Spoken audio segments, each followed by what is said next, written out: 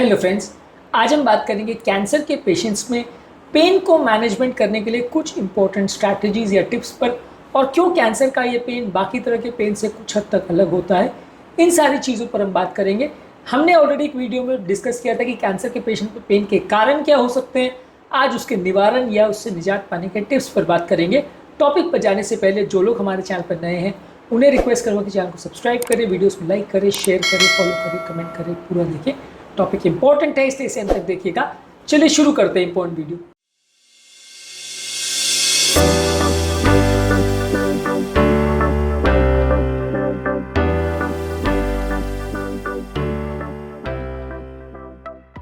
सबसे पहले pain management strategies पर। पेन को कम करने के लिए आपको नॉन ओपियोइड एनाल्जेसिक्स जैसे एस्टामिनोफेन, पैरासीटामोल या सिक्लोफेनैक इस तरह की आप दवाइयाँ पेशेंट को दोगे। ये पेशेंट को माइल्ड टू मॉडरेट पेन में मदद करेगा और पेशेंट के पेन को कम करेगा। कैंसर का पेन बहुत तरीके का हो सकता है, किसी को थोड़ा पेन, किसी को ज़्यादा पेन, अलग अलग ग्रेड्स का हो सकता है। तो इस हिसाब से आप अपनी दवाइयों की स्ट्रैटेजी को डिसाइड करते हो और दवाओं को एडजस्ट करते हो। इसके अलावा कैंसर के पेशेंट में अगर बहुत सीवियर पेन हो और अगर ये non steroidal anti inflammatory drugs respond नहीं कर रही है या उससे साइड इफेक्ट्स हो रहे हैं, तो आप ओपियोइड्स का प्रयोग करते हैं जैसे मॉर्फिन, ऑक्सीकोडोन और फेंटेनिल। ये मॉडरेट टू सीवियर पेन के लिए यूज़ की जाती है। ये पेन की जो मेडिसिन है ये इफेक्टिव होती हैं, लेकिन इनको साइड इफेक्ट्स वगैरह का रिस्क बहुत होता है, उनकी डिपेंडेंस और आदत पड़ जाने का रिस्क ज़्यादा होता है। और क्योंकि कैंसर के पेशेंट में एक इंपॉर्टेंट इशू ये आता है कि पेन लंबे समय तक चलता है और उसकी दवाइयों की आदत पड़ने का या इससे छूट नहीं पाने का, लंबे समय तक ज़्यादा से ज़्यादा डोज बढ़ते चले जाने का, टॉलरेंस होने का रिस्क ज़्यादा होता है।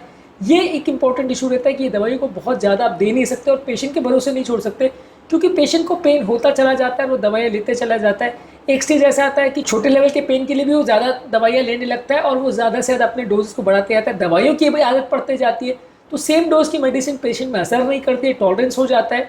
इसकी वजह से पेशेंट्स और ज़्यादा मेडिसिन लेते चले जाते हैं और कई बार मेडिसिन के साइड इफेक्ट से भी पेशेंट की जान जा सकती है।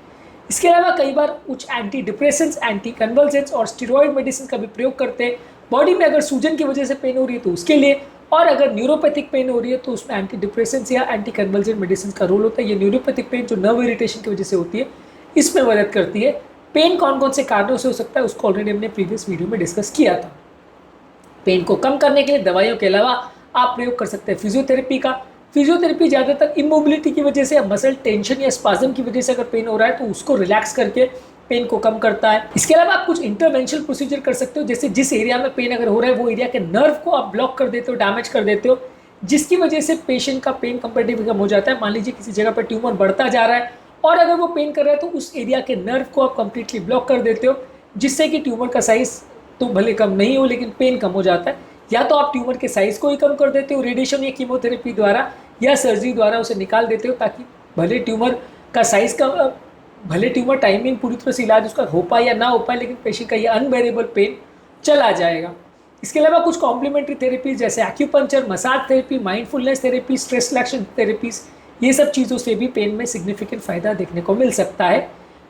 कई बार कुछ पैलेटिव थेरेपी से भी फ़ायदा मिलता है। मान लीजिए पेशेंट को इस तरह का कोई जगह पे पेन हो रहा है जहाँ पे पेशेंट का इलाज पूरी तरह संभव नहीं है, लेकिन पेन इतना ज़्यादा हो रहा है कि बर्दाश्त नहीं हो रहा, तो वहाँ पे आप कुछ पैलेटिव प्रोसीजर्स करके टाइम बिंग पेशेंट का बर्डन को कम कर देते हो ताकि उसका पेन कम हो जाए, ताकि वो जब तक एडवांस स्टेज ऑफ कैंसर में बीमारी की वजह से उसकी कंडीशन ना बिगड़े तब तक एटलीस्ट पेन को वो बर्दाश्त कर सके और पेन उसका कम हो जाए और उसकी कंडीशन कुछ बेटर हो जाए, उसकी लाइफ थोड़ी बेटर हो जाए, उसका प्रॉब्लम्स कम हो जाए। तो इसको पैलेटिव केयर बोलते हैं। इस पर भी हमने काफ़ी सारे वीडियोज़ किए। तो ये भी एक इंपॉर्टेंट एस्पेक्ट होता है पेशेंट के ओवरऑल लाइफ को और उसकी condition of quality of life को बेटर करने के लिए। अब बात करेंगे इसमें इंपॉर्टेंट इश्यूज़ क्या आते हैं जो बाकी पेन से इसको अलग बनाते हैं। एक तो ये कि कैंसर का पेन थोड़ी देर के लिए नहीं होता और अपने आप चला नहीं जाता, कई बार बहुत देर तक रहता है, दिनों तक भी परसिस्टेंट रह सकता है।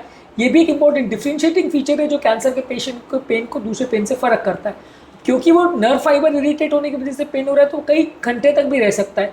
चोट लगने पर आपको जो पेन होता है वो कुछ देर रहता है, फिर थोड़ी देर में आदत पड़ जाती है या उतना नहीं होता। पर कैंसर का पेन कई टाइम तक, लंबे टाइम तक भी चलता रहता है और बढ़ते भी चला जा सकता है। ये एक बड़ा इशू होता है।